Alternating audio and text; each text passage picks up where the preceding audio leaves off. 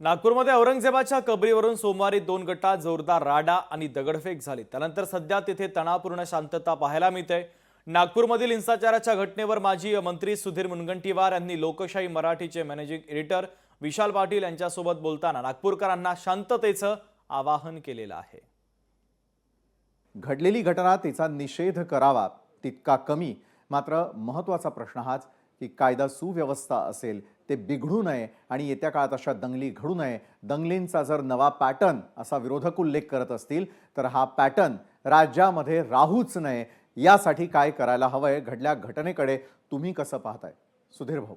अशी कृती हा कोणता समाज करत नाही, अशी कृती कोणत्याही धर्माचे लोक करत नाही।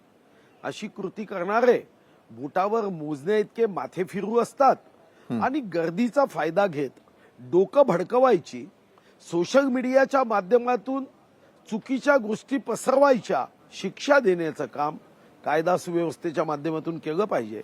आवश्यकता असेल तर अशांना शिक्षा देण्यासाठी फास्ट ट्रॅक कोर्टाची मागणी सुद्धा हायकोर्टाला विनंती करून अशांना ताबडतोब शिक्षा देण्याची व्यवस्था केली पाहिजे। काय आवाहन करू इच्छिता तुम्ही लोकशाही मराठीच्या आणि न्यूज प्लॅनेटच्या माध्यमातून आपल्या महाराष्ट्रातल्या जनतेला की जे घडलंय ते तिथे थांबावं, त्याची चौकशी व्हावी, मात्र त्याचे उलट पडसाद हे इतरत्र घडू नये, नुकसान तुमचं आमचं सर्वसामान्यांचं?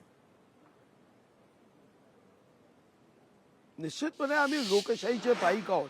हजारो शहीदांनी प्राणाची आहुती देऊन हा लोकशाहीचा मंगल कलश तुमच्या माझ्या हातात दिला। त्या शहीदांच्या प्राणाच्या आहुतीला, बलिदानाला नजर लागेल अशी कृती न करता सगळा एकत्र येऊया, भारत माता की जय म्हणत, भारत माझा देश आहे, सारे भारतीय माझे बांधव आहे, या भावनेनी एकमेकाला शांतीच्या माध्यमातून या प्रकरणात सर्व धर्मीय लोकांनी एकत्र यावं एवढीच अपेक्षा आहे।